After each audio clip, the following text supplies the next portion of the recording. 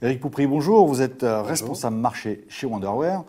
Alors, vous voulez nous parler aujourd'hui d'intelligence des alarmes. Ça veut dire que jusqu'ici, les alarmes, étaient quoi? Elles étaient idiotes, elles n'étaient pas intelligentes Je dirais plutôt technique. C'est-à-dire que jusqu'à présent, les alarmes, c'était quoi?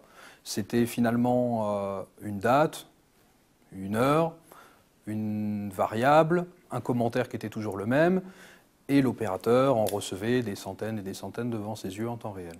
Alors aujourd'hui, à la place des alarmes techniques, je crois qu'on a une photo qui va permettre d'illustrer les alarmes techniques. Voilà, c'est vrai que c'est quand même une vision assez connue de la supervision. Voilà. Vous voulez introduire les alarmes d'exploitation. Alors, vous pouvez nous expliquer un petit peu ce que c'est qu'une alarme d'exploitation? Alors, la différence entre une alarme technique et une alarme d'exploitation, c'est que l'alarme d'exploitation va apporter finalement des éléments complémentaires pour permettre à l'opérateur de résoudre la problématique qui a lieu sur son équipement. Ici, par exemple, au lieu de simplement avoir une date, une heure et une variable, on va avoir une information qui va lui dire que si dans 8 minutes, il n'a pas soit passé son générateur sur du gaz ou rempli de fuel son équipement, il va avoir un arrêt de son compresseur. Alors si je vous comprends bien, ça veut dire que l'opérateur, jusqu'à aujourd'hui, il avait un problème pour suivre ses flux d'alarme. Combien il est capable de gérer un opérateur? Gère combien d'alarmes en une heure? On est passé d'une situation où on avait des supervisions très locales qui étaient connectées chacune à un équipement, à aujourd'hui un SCADA qui gère une infrastructure complète. Donc l'opérateur, si on imagine que pour une alarme d'exploitation, il doit réaliser une action, que cette action va lui prendre à peu près 10 minutes, on ne peut pas lui confier plus de 6 alarmes par heure. Et quand on regarde ce qui se passe dans les usines, les alarmes techniques, c'est des centaines, voire des milliers chaque heure. Donc voilà la différence entre une alarme d'exploitation et les alarmes techniques. Et si je comprends bien, on a aussi des sites ensemble, enfin on a des choses qui s'agrandissent, qui communiquent entre supervision et d'autres supervisions. On arrive à quelque chose qui devient un peu trop gros.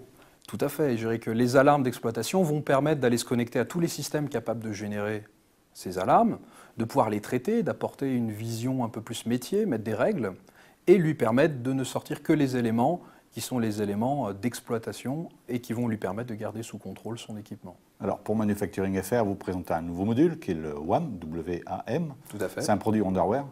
Alors WAM, c'est un module qui a été développé par une société qui s'appelle Eurizon, dont nous sommes le représentant pour la France. Ça veut dire que si je l'ai acheté un produit chez Eurizon et que je le mets sur mon InTouch, ça va marcher ou L'intérêt de WAM, c'est ça, c'est que j'ai une gestion d'alarme qui est déjà existante, je ne touche pas du tout à l'application et je viens connecter mon module et automatiquement je vais pouvoir exploiter mes alarmes.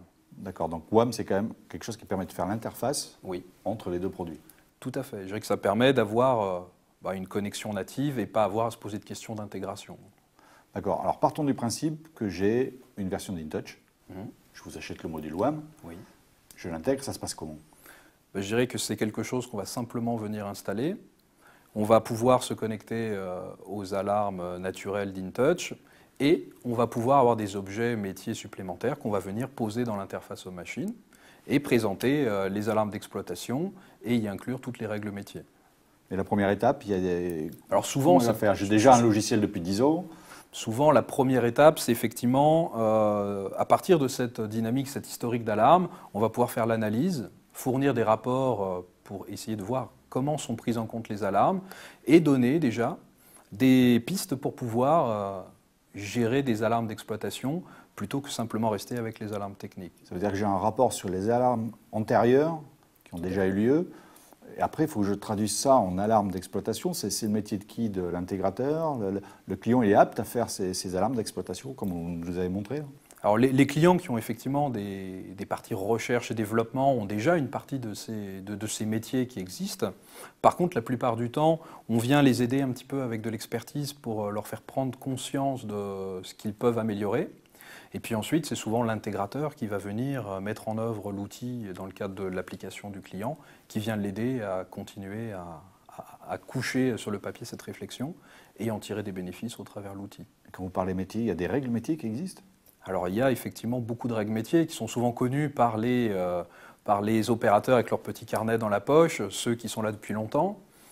Aujourd'hui, il y a beaucoup de gens qui partent en retraite. Donc une des idées, c'est commencer à essayer de faire parler ces opérateurs et transmettre ce savoir métier pour aider les autres opérateurs qui ne l'ont pas. D'accord. Alors, avant de conclure, une petite question. Il y a combien de licences aujourd'hui InTouch et Orchestra cumulées dans le monde? Aujourd'hui, ça va représenter à peu près 750 000 licences au travers le monde. Et vous estimez, pour ce module-là, WAM, il y a combien de personnes intéressées? Une sur 10, une sur 20, une sur 100? Alors, un outil comme WAM, il y a quelques années, ça aurait été un outil qui aurait coûté des budgets très très importants. Aujourd'hui, on le met à disposition d'un très grand nombre, donc on estime qu'à peu près un client sur 3 va pouvoir bénéficier de ce type de module. Et les prix doivent être très bas, alors, parce qu'un sur 3, c'est énorme. C'est effectivement un module qui commence à quelques centaines d'euros et qui va aller jusqu'à quelques milliers d'euros en fonction de la taille finalement de l'application qu'on veut réaliser. Mais ça reste quelque chose d'extrêmement accessible. Et abordable. Tout à fait. Eh bien, Éric Poupry, je vous remercie. Merci beaucoup.